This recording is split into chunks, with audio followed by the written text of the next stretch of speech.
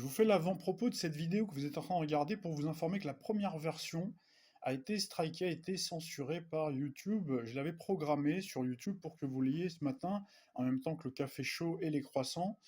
Malheureusement, à 3h36, donc vous le voyez avec la capture écran, elle a été strikée. Alors le motif, c'est un motif bien sûr qui est fallacieux, puisque effectivement, c'est vrai que j'ai pris quelques petits extraits, mais vraiment très courts, de l'INA. C'était pour que ce soit percutant, pour vous montrer en fait certaines similitudes historiques avec bien sûr notre actualité. Malheureusement, les robots, les cerbères, donc algorithmiques, donc de YouTube, ont détecté donc ça pouvait réveiller peut-être un petit peu trop les gens. Donc, vous voyez, il y a un strike. Alors j'ai dû enlever donc de nombreux passages. Donc je voulais vous informer tout simplement que il ne faut pas vous étonner s'il y a un manque de transition, s'il y a peut-être certains passages comme ça un petit peu du coq à l'âne. Donc il ne faut surtout pas vous étonner. J'aurai l'occasion un jour peut-être de venir vous faire un compte-rendu sur les activités de la chaîne pour vous démontrer un petit peu toutes les subtilités, les raisons pour lesquelles la chaîne ne dépasse pas beaucoup de vues malgré le nombre d'abonnés qui n'est pas conséquent, qui n'augmente pas, d'ailleurs qui baisse très souvent parce que vous avez YouTube qui enlève très souvent le nombre d'abonnés. Et c'est vrai que j'avais aussi un peu déserté YouTube pendant quelques temps pour aller sur Odyssée, mais c'est pas mieux. Enfin voilà, j'aurai l'occasion un jour de venir vous faire le compte rendu. En attendant, je vous souhaite un bon visionnage et je vous dis à très bientôt. Je vous retrouve pour cette nouvelle vidéo qui sera relativement courte, mais qui en revanche traite d'un sujet très important, un sujet essentiel, et je dirais même un sujet vital pour tout le monde, puisqu'il s'agit du contrôle de l'eau. On a déjà eu l'occasion d'évoquer ce sujet dans le passé, de façon assez informelle et de façon assez sommaire, c'était il y a au moins 5 ans, mais on mettait bien le focus sur le danger que représentaient les intérêts privés, les multinationales, donc qui s'accaparent de plus en plus l'eau, donc qui est une denrée qui est un bien public pour tout le monde, et donc on voit cette mainmise des multinationales de plus en plus prégnante donc sur l'eau. Et là, vous allez voir dans quelques instants l'intervention du locataire de l'Élysée, Emmanuel Macron, qui s'exprimait à la sortie du Salon de l'Agriculture au sujet du contrôle de l'eau. Je vous reprends dans quelques instants. Je vous demande de faire très attention et d'être très attentif à ce qu'il va dire à chacun des mots prononcés. Vous allez voir que chaque mot prononcé fait une référence bien sûr à notre grille de lecture céleste favorite, et donc je vous reprends dans quelques instants. Ensuite, sur la sécheresse, on va se doter d'une planification en la matière. On a, ces derniers jours, transmis au Conseil d'État un décret pour mieux réutiliser les eaux usées. On doit mieux utiliser nos eaux, avoir moins de fuites, préserver justement les choses. On doit mettre en place des structures partout sur le territoire pour permettre ces rétentions collinaires, permettre aux agriculteurs de fonctionner. Et la nation a besoin de faire sur l'eau, comme on l'a fait sur l'énergie, une forme de plan de sobriété. C'est-à-dire qu'on doit tous, nous citoyens, industriels, services, collectivités locales, agriculteurs, faire attention à cette ressource qui devient rare. C'est ce que je disais en fin d'été, c'est la fin de l'abondance. Et donc il faut qu'on aille vers des comportements de sobriété dans nos pratiques. On se retrouve pour commenter cette allocution et rechercher les correspondances entre le discours politique et le langage des planètes, mais aussi voir ce qui se cache derrière cette apparente bienveillance du discours de Macron. Alors Macron, vous le savez, il est natif du Sagittaire avec un ascendant Capricorne, dont le premier gouverneur du Capricorne est Saturne, qui baigne depuis le 7 mars dernier dans le signe aquatique du Poisson, qui fait bien allusion à cette thématique de l'eau, d'autant que Neptune, alias Poséidon, la divinité des masses océaniques, figure dans son domicile. Macron vous parle d'une planification en prévision de la sécheresse. Alors le mot planification fait référence au Capricorne et à l'organisé Saturne qui programme au cordeau ses projets et donc planifie. Il indique également qu'il a transmis au Conseil d'État un décret pour mieux réutiliser les eaux usées. Le décret fait référence une fois encore à Saturne, planète de la loi, tandis que le sujet du traitement des eaux usées est un thème en rapport avec l'épuration et le caractère sanitaire pour filtrer l'eau usée. Et Saturne et le Capricorne sont bien les signes de l'épuration. La notion de recyclage de l'eau combine à la fois Saturne, planète de l'épuration, Neptune, planète de l'eau en Poisson, et Pluton dans le signe du Capricorne, justement maîtrisé par Saturne qui régénère, donne une seconde vie, et vous avez également en appui Uranus qui rénove, réinitialise, réhabilite, qu'on retrouve dans le signe de la nature du Taureau. Macron parle de lutter contre le gaspillage de l'eau à cause des fuites. Saturne et le Capricorne sont réputés, avec la Vierge, pour leur sens de l'économat. Et ce thème des fuites est un véritable sujet puisque d'après plusieurs études, les trous dans les canalisations par manque de maintenance et d'entretien, serait responsable d'1 milliard de mètres cubes d'eau de perdus. Le locataire de l'Élysée parle ensuite de structures à mettre en place pour permettre la rétention collinaire pour le monde agricole. Ici, on retrouve à travers les mots structure et rétention la dimension saturnienne et capricornienne, encore une fois. Alors, le monde agricole combine l'univers du Capricorne et Saturne pour l'élément terre, et vous avez également le taureau, signe du milieu de printemps et des verts pâturages, donc il faut également prendre en considération, où vous retrouvez d'ailleurs Uranus qui est installé. Macron parle également d'appliquer au domaine de l'eau le même plan de sobriété que pour l'énergie. Alors la sobriété, c'est encore une fois un trait de caractère saturnien et capricornien. La sobriété comme la fin de l'abondance sont bien entendu des éléments de langage pour ne pas dire pénurie, mais finalement il prononce tout de même bien le mot rareté. Alors on retrouve à travers cette notion de pénurie et crise de l'énergie Saturne, symbole des limitations, qui était il n'y a pas si longtemps encore dans l'univers du Verseau, signe du modernisme et des nouvelles technologies, en dissonance avec Uranus, donc la planète maîtresse du Verseau, planète qui régit la fée électrique qui est en chute depuis maintenant 2018-2019 dans le signe du Taureau. Alors Uranus fait chuter effectivement l'économie, car l'économie, c'est de l'énergie, qu'elle soit électrique ou autre. Donc là, encore une fois, on retrouve bien Uranus dans le signe du Taureau. Et c'est vrai que dans le jargon astrologique, on dit qu'Uranus est en chute, comme on dit que certaines planètes sont en domicile, ou sont en exaltation, ou sont en exil. Il s'agit bien entendu d'une pénurie artificielle qui se fonde sur différents boucs émissaires et alibis. Alors vous avez la guerre en Ukraine qui est citée, sauver la planète, dérèglement climatique, sécheresse donc qui peut être ponctuelle avec la météo locale, mais de manière générale, on vous parle du dérèglement climatique comme s'il y avait un règlement du climat. Donc là, c'est vrai que ça mériterait quand même de creuser, mais on a de la documentation, c'est pas ce qui manque, il suffit d'aller sur la chaîne Odyssée, vous verrez, on a pas mal accumulé de documentation ces dernières années et on a produit un travail assez conséquent de recherche, donc de ce côté-là, il n'y a pas de souci. Vous pouvez poser vos questions si jamais vous avez des doutes sur ce sujet-là, il n'y a aucun problème, on pourra y répondre. Alors apparemment, on vous met également en avant le mauvais choix stratégique. Là, on reste bien sûr sur le secteur de l'énergie, avec EDF, Alstom, la politique de libération des prix sur le marché européen, qui ne sont ni des erreurs, ni des concours de circonstances, bien entendu, tout ça, c'est voulu.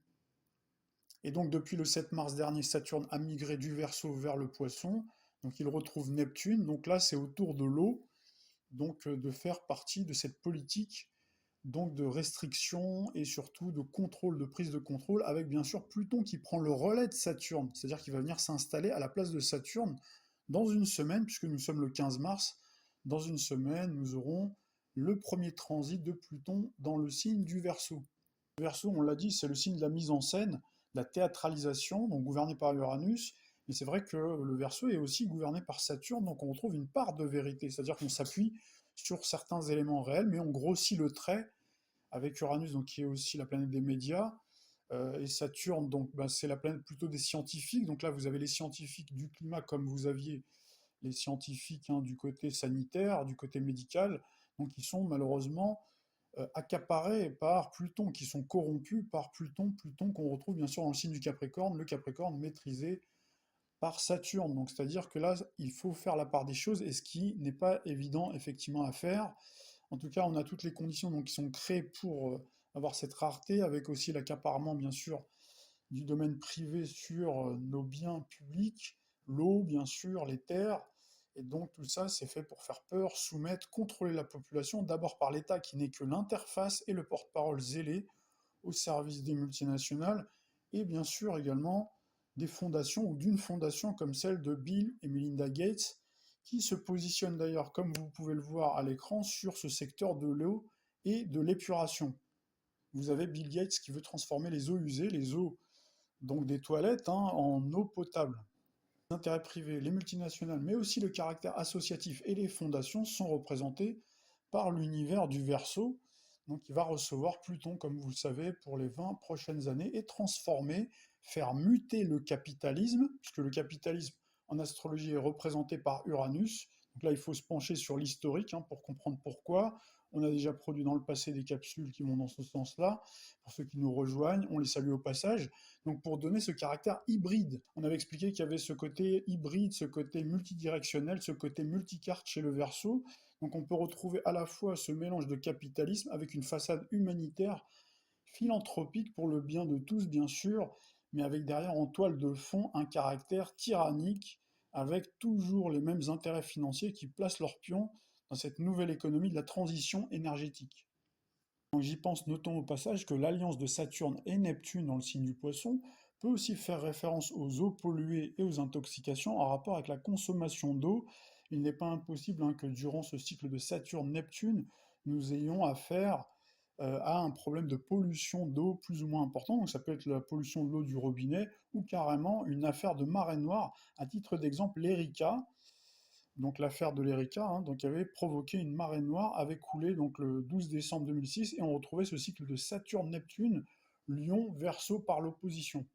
Je dis également encore au passage, Saturne et Neptune ensemble dans le signe du Poisson peuvent provoquer d'autres cataclysmes en rapport avec l'eau.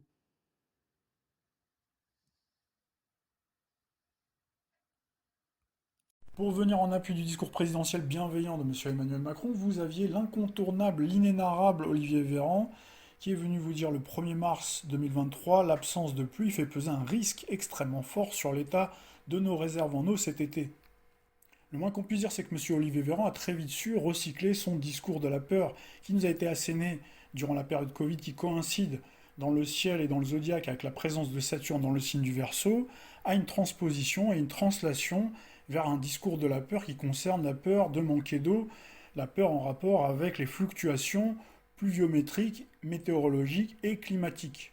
En appui, vous avez bien sûr la presse mainstream, qui tient également un discours plutôt alarmiste, qui utilise donc ce phénomène météo, donc qui effectivement est probablement exceptionnel. Donc là, on vous parle d'hiver très doux, d'hiver très sec, et donc on vous parle d'une pluviométrie qui est plutôt en berne. En revanche, vous avez d'autres articles qui viennent plutôt nuancer. Vous avez par exemple un certain monsieur Nicolas Lefriand, donc qui est ingénieur météorologue, donc c'est un professionnel, et la question qui lui a été posée par Plein Champ, donc c'est un site d'information donc spécialisé, donc il répond à la question suivante: quel est plus globalement le bilan de l'hiver 2022-2023 en termes de pluviométrie, de température et d'ensoleillement?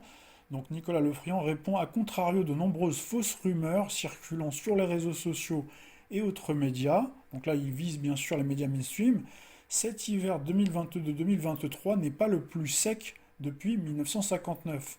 Même si, il nuance, le déficit est assez conséquent et donc problématique au niveau de la sécheresse. Le déficit est tout de même proche de 25%, étant plus marqué sur les régions septentrionales que sur celles du sud. L'hiver le plus sec reste, et de loin, celui de 1988-1989.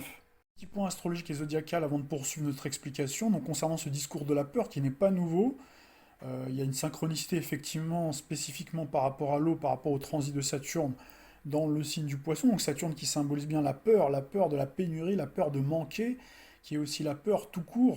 Saturne donc symbolise chez les anciens astrologues la grande faucheuse, c'est-à-dire la peur de la mort. Donc ça c'est une chose, mais ce discours alarmiste, quand on parle de discours alarmiste, d'urgence, ça correspond plutôt à Uranus, depuis qu'Uranus a transité le Taureau. Et ça, on a pu l'identifier assez tôt, depuis l'année 2018, mais surtout l'année 2019, dès qu'Uranus a transité de plein pied, qu'il y a eu ce mouvement de rétrogradation vers le Bélier, on a eu ce discours, cette augmentation du volume concernant le discours alarmiste du climat.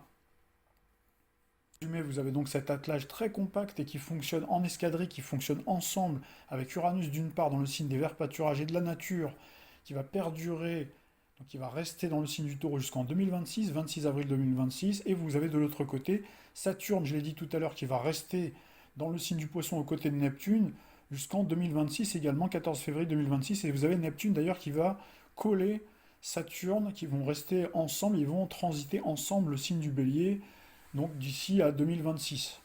Pour compléter ce trio, vous aurez bien sûr Pluton qui va transiter le signe du Verseau. Dans 10 jours, il va commencer son premier transit, mais on aura l'occasion de toute façon de revenir plus longuement sur ce transit de Pluton dans le signe du Verseau. Revenons à notre explication de texte et arrêtons-nous quelques instants sur cette année référence qui est citée par l'ingénieur en météorologie. Il vous parle de l'année 1988 comme l'hiver le plus sec Et de loin par rapport à l'année 2023, c'est intéressant de noter que 1988 correspond à la date de création du GIEC. Concernant le GIEC, je ne vais pas m'étendre énormément sur cet organisme-là, qui est un organisme avant tout politique, c'est une émanation de l'ONU, donc il y a un embryon du gouvernement mondial, hein, il ne faut jamais l'oublier, et donc vous avez des experts, je le mets entre guillemets, qui gravitent autour de cet organisme-là, et donc qui produisent différents rapports, et c'est cette année-là, 1988, où un rapport a été produit, où justement il commençait déjà tout doucement à produire un discours alarmiste sur le climat, mais c'est vrai que ça a été ensuite, après, mis de côté, parce qu'à l'époque, il fallait encore profiter de la rente du pétrole et des énergies fossiles. Mais c'est vrai qu'il fallait déjà commencer à balancer ce discours-là.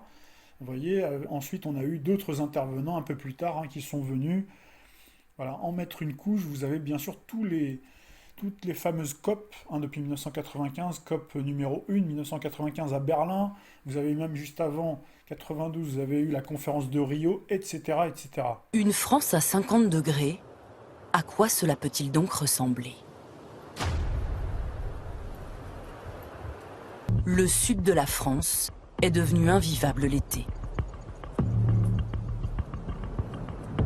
Les habitants ont déserté.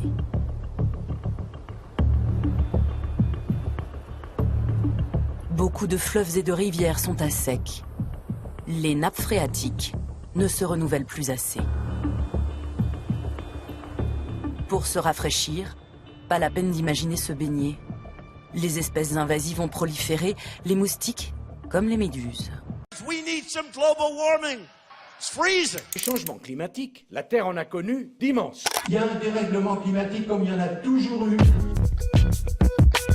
Les activités humaines modifient la composition de l'atmosphère, on observe ce réchauffement, toute notre connaissance du système nous montre que oui, les deux sont bien liés.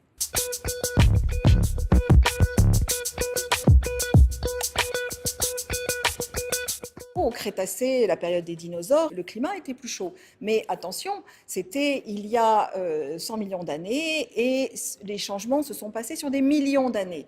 Au dernier maximum glaciaire, au moment de la préhistoire, le climat était plus froid, il était environ 4-5 degrés plus froid qu'actuellement sur l'échelle de l'ensemble de la planète. Et dans ces cas-là, ce qui a varié, c'est en fait le mouvement de la Terre autour du Soleil qui a enclenché ces glaciations. Mais là encore, ça s'est passé sur des milliers d'années. Là, actuellement, ça se passe beaucoup plus rapidement. On est sur plusieurs dizaines à une centaine d'années. En l'occurrence, c'est l'homme et non plus les éléments naturels qui déclenchent cette modification du climat. Alors dans les prémices de ce discours politique alarmiste climatique anthropique qui entremêle et amalgame de façon très pernicieuse à la fois les véritables enjeux environnementaux bien réels, pollution de la terre, pollution des océans, pollution de l'air, destruction de la biodiversité, qu'il n'est pas question de remettre en cause, et cette responsabilité de l'homme est responsable de tout, remonte à bien plus loin encore que l'année 1988. Il faudrait faire un saut à la fin des années 60, mais surtout au début des années 70, le 20 mars 1972, et le Club de Rome avec son fameux rapport Meadows, ou les limites de la croissance sur le plan environnemental pour en trouver trace. Le principal scientifique qui a produit ce rapport Meadows n'était autre que Denis Meadows, qui est né le 7 juin 1947, un natif du Gémeaux, il y a 50 ans. Donc il y avait ce fameux rapport Meadows qui annonçait déjà la fin du monde, ou presque. Donc vous voyez que le discours qu'on entend aujourd'hui, il n'est pas nouveau, il date d'il y a 50 ans très exactement. Vous aviez donc ce groupe d'experts qu'on vous présentait comme des éminents experts qui annonçaient les limites de la croissance, et vous expliquaient déjà à l'époque, donc le discours qui est tenu aujourd'hui, qu'on vit dans un monde fini aux ressources limitées, que nous arrivons au bout du rouleau, que le temps de l'abondance était déjà derrière nous. Donc vous voyez, l'abondance dont parle M. Macron, il n'y a rien de nouveau sous le soleil, et donc il y aurait bien sûr des pénuries. Alors ce qu'il faut savoir, c'est qu'à l'époque, Denis Meadows ne mettait pas trop en avant le terme décroissance, il trouvait que c'était un terme beaucoup trop péjoratif, et il parlait plutôt de recherche du bonheur humain. Donc là, quand quelqu'un comme ça vous parle de bonheur, ça a tout de suite le don de nous mettre la puce à l'oreille, surtout quand on fait le lien avec un certain Klaus Schwab qui vous dit « vous n'aurez plus rien, mais vous serez heureux ». Donc là, vous voyez, encore une fois, on retrouve bien le côté heureux. Et donc il vous parlait de ce monde idéal. Alors pour lui, la référence du monde idéal, c'était l'année 1900, c'est-à-dire l'année de la Belle Époque. Si vous lisez le rapport Meadows et vous regardez le film Soleil Vert de 1973, un film dont on a déjà parlé au moment où on a eu la crise Covid, donc vous avez cette capsule qu'on avait produite, Soleil Rouge, Soleil Vert, et donc si vous reprenez bien le scénario de Richard Fletcher, donc de ce fameux film, de ce mythique film des années 73, vous retrouvez très exactement la philosophie du rapport Meadows, en images bien sûr, de façon cinématographiée. Donc là, forcément, 1973, 1972, 1973, hein, c'est une année après l'édition de ce rapport Meadows.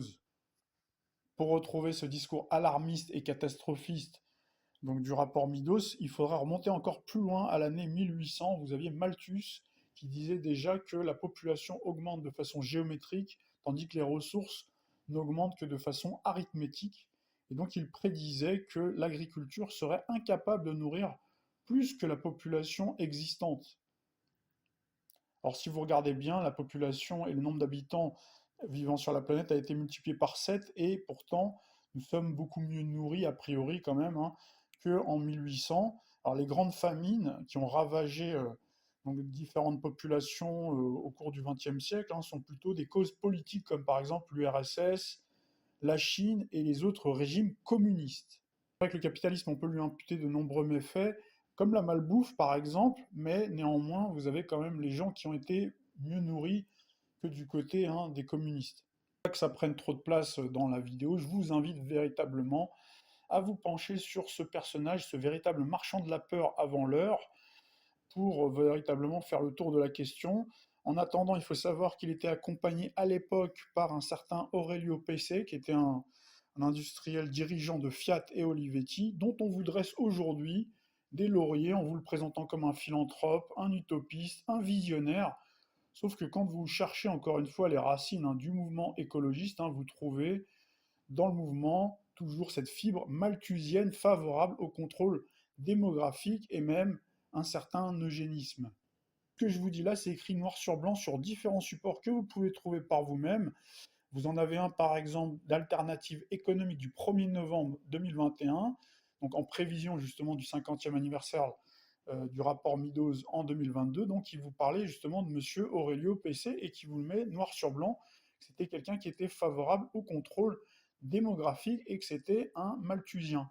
Ce qui est très intéressant à noter, c'est qu'il y a une ramification entre Aurelio Pesce et le Forum de Davos, puisque ce dernier avait été invité par Davos, donc créé une année auparavant, donc en 1971, donc une année avant la sortie du rapport Meadows, donc qui a ensuite changé de nom, vous le savez, Davos, hein, c'est devenu aujourd'hui le Forum économique mondial, hein, donc ça a changé d'appellation. D'ailleurs, vous voyez, 1987, une année avant 1988, donc Klaus Schwab, hein, dont vous connaissez aujourd'hui bien le nom, donc, est le président fondateur, donc auteur hein, du fameux Covid-19, le Great Reset, sorti en juin 2020, fédère les plus grandes multinationales, hein, parmi les plus polluantes de la planète. Vous avez Procter & Gamble, Pepsi, Unilever, etc., etc. Vous savez qu'il fédère également les grands milliardaires, les plus grands milliardaires. Je crois qu'il y en a environ 200 qui gravitent autour de son organisation et réunit chaque année tout le gratin des hommes d'affaires, des politiques apatrides les plus en vue.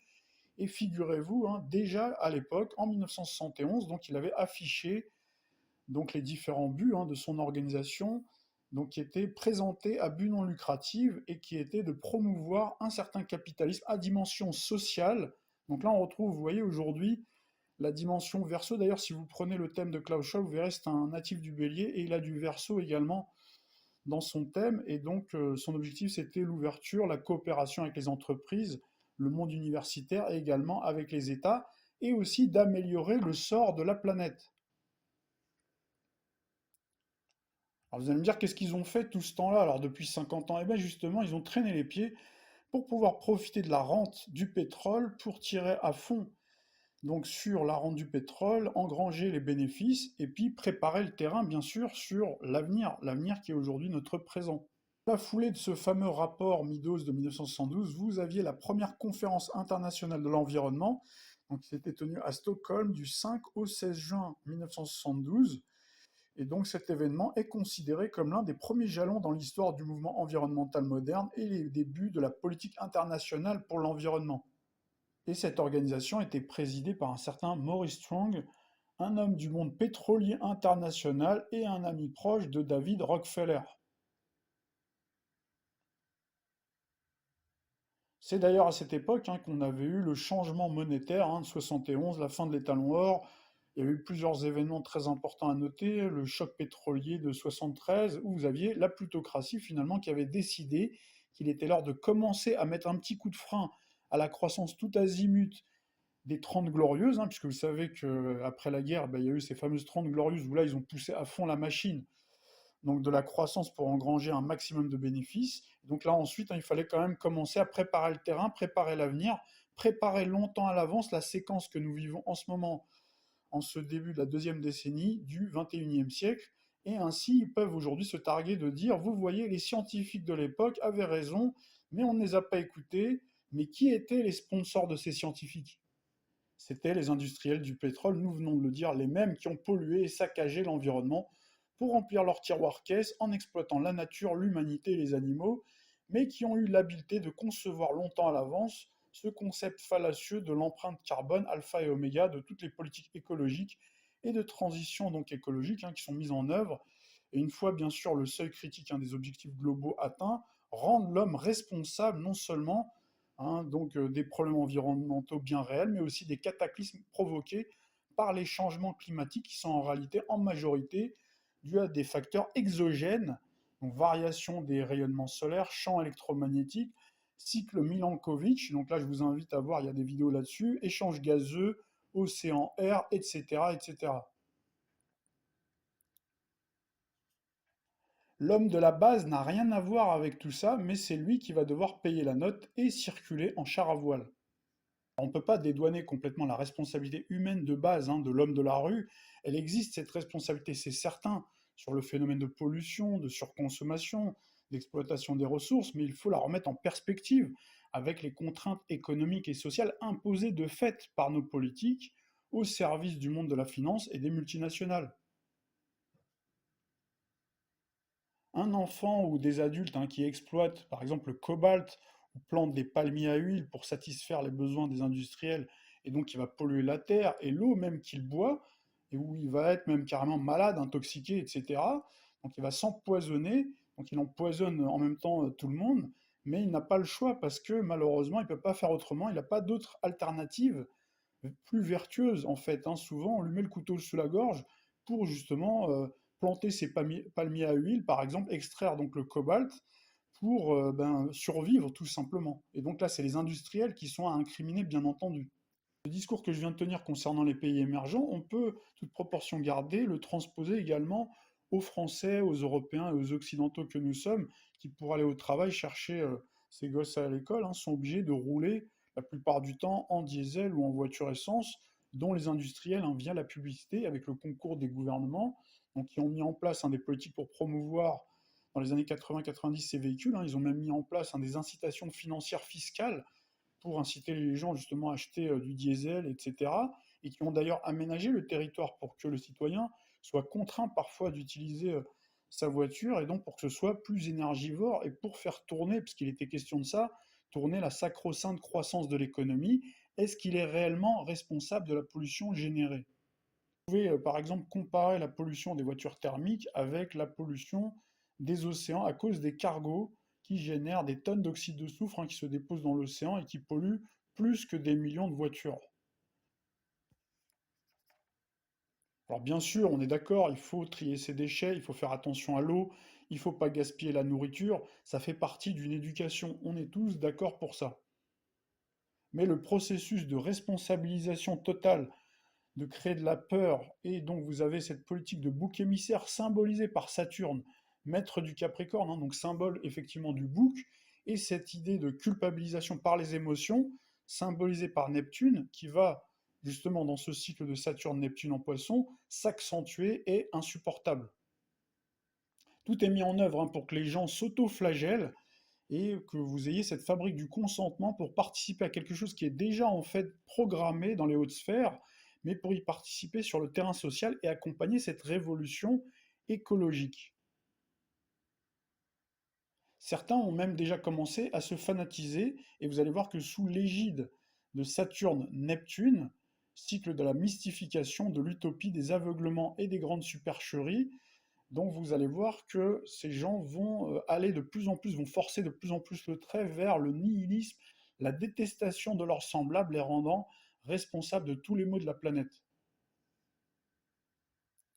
Certains vont même croire à un châtiment divin qui s'abat, un petit peu comme les 7 plaies d'Égypte, hein, on retrouve la dimension spirituelle de Neptune, donc à cause effectivement des épisodes climatiques dantesques, mais qui ont toujours existé depuis la nuit des temps dans l'histoire de l'humanité, car c'est un cycle, hein, je viens de vous afficher à l'écran une courbe, comme je vous ai affiché également une autre capture écran où vous voyez l'Autriche, où il faisait 7 degrés de plus sous l'Empire romain. Donc quand on vous parle effectivement de réchauffement, vous voyez que dans le passé, il a fait bien plus chaud parfois.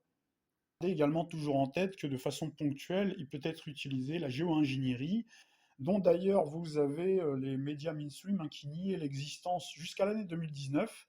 Ils disaient que c'était complotiste. Alors même qu'il y avait déjà eu des reportages, hein, y compris sur iTélé, l'ancêtre, hein, de CNews. On a déjà d'ailleurs produit une capsule qui va dans ce sens-là. Mais vous avez eu ce changement de pied tout à coup en disant: ah bah si, on utilise la géo-ingénierie, mais c'est pour refroidir le climat. On a envie de leur dire: mais de qui vous vous moquez? Donc cette géo-ingénierie donc, peut être utilisée aujourd'hui à des fins peu louables, hein, pour cibler, timer et accentuer des phénomènes météo, ou tout simplement vous avez, hein, l'exploitation bien sûr médiatique, hein, d'un épisode météo habituel déjà vu dans l'histoire, ou parfois qui peut être effectivement exceptionnel. Alors, il est très difficile avec Neptune, planète des océans, qui par définition n'a pas de frontières, de savoir exactement qu'est-ce qui est naturel, qu'est-ce qui est artificiel, surtout que Pluton va transiter incessamment sous peu le Verseau, qui est le signe des nouvelles technologies et des artifices, et le Verseau, comme nous le disions il y a quelques instants, est aussi gouverné par Saturne qui tombe en Poisson, et vous avez de l'autre côté l'autre gouverneur, le premier maître du Verseau, qui est Uranus, qui tombe dans le signe du Taureau, le signe de la nature. En revanche, l'homme de la rue est bien responsable quand il jette les mégots par terre ou dans les cours d'eau, qui génèrent beaucoup de pollution, sachant qu'une fois encore, ce sont les industriels qui fabriquent les cigarettes aux substances extrêmement polluantes tant pour l'environnement et toxiques pour l'être humain, et ce sont eux également qui achètent des espaces publicitaires pour vendre effectivement certains produits. Alors attention, puisque la publicité pour le tabac en France en tout cas est interdite, mais vous avez les êtres humains de manière générale qui sont conditionnés par la publicité pour acheter des produits qui sont parfois non seulement inutiles, mais sont nocifs, hein, pour la santé comme pour l'environnement. Nous pourrions également parler des agriculteurs qu'on a manipulés, qu'on a délibérément endettés, qui n'ont pas eu d'autre choix que d'utiliser, pour avoir un meilleur rendement et pour toucher certaines subventions, d'utiliser des pesticides, des phytosanitaires. Donc, tout ça, on l'a vu d'ailleurs en 2019, comment ces agriculteurs sont incriminés de façon très perfide par le monde médiatico-politique.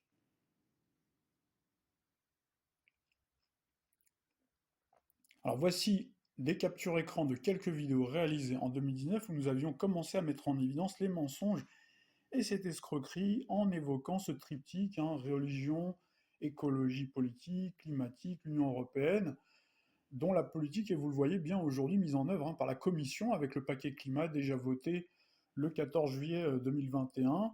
Nous avions ensuite utilisé ce travail en plein cœur de la crise Covid le 13 mars 2020. Donc je vous ai déjà montré d'ailleurs cette bannière, hein, pour faire l'analogie entre le narratif mensonger employé pour l'environnement transposé au narratif tout aussi fallacieux de la crise Covid. Il y a pas mal de citoyens et d'intervenants aujourd'hui, hein, qui se rendent compte donc de la similitude entre le narratif mensonger de la période Covid et celui qui nous est asséné aujourd'hui, alors qu'en réalité c'était l'inverse. On avait d'abord le narratif mensonger, donc, qui concernait donc le climat, qui concernait l'environnement. Ensuite on a eu donc cet épisode de la blouse blanche, et là on revient à l'épisode de la blouse verte, et ensuite on aura à nouveau bien sûr l'épisode de la blouse blanche. Fin mars 2020, nous remettions une couche avec une vidéo sur les obligations pandémiques. Vous voyez la capture écran, donc les obligations pandémiques, hein, qui sont émises par la Banque mondiale, et vous aviez le climatologue, on avait diffusé un petit extrait du climatologue François Gervais, qui mettait en évidence l'incohérence que ce soit une banque qui pilote un projet écologique. Il mettait également en avant, à juste titre, le coût de l'endettement supplémentaire pour les citoyens au nom du CO2. CO2 qui, on le rappelle, est la nourriture des plantes essentielle, hein, pour la photosynthèse. Et vous avez bien sûr des milliards d'individus que nous sommes tous qui expireront par milliers de tonnes, hein, chaque année le CO2.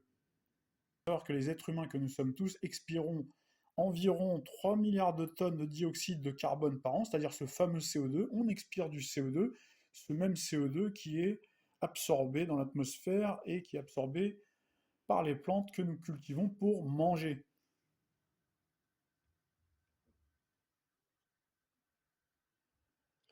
Donc ça veut dire que la respiration humaine générait en moyenne 700 à 900 grammes de CO2 par jour.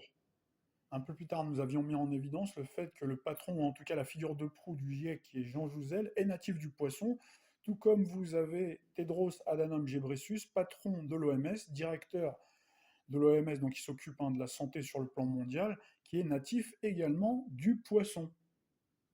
C'est ce qui nous a fait dire que CO2 et Covid ne sont finalement que les deux faces d'une même pièce. Pour conclure cette vidéo et pour résumer notre pensée, vous avez bien compris donc que Saturne symbolisait à la fois la peur, symbolisait aussi le contrôle, la maîtrise, puisque le Capricorne est un signe qui aime la maîtrise totale. Donc aux côtés de Neptune, on retrouve bien l'eau, mais on retrouve également la multitude, c'est-à-dire la population. Et justement, ça fait référence à une célèbre citation d'un ancien secrétaire d'État aux États-Unis, qui va d'ailleurs fêter ses 100 ans le 27 mai prochain. Donc c'est un natif du Gémeaux qui disait « Si vous contrôlez le pétrole, vous contrôlez le pays, mais si vous contrôlez les semences, vous contrôlez l'alimentation, et celui qui contrôle l'alimentation tient la population en son pouvoir. » Alors certains le savent, toutes les politiques qui sont mises en œuvre à l'échelon national sont pilotées au plus haut niveau par l'ONU, notamment à travers cet agenda 21.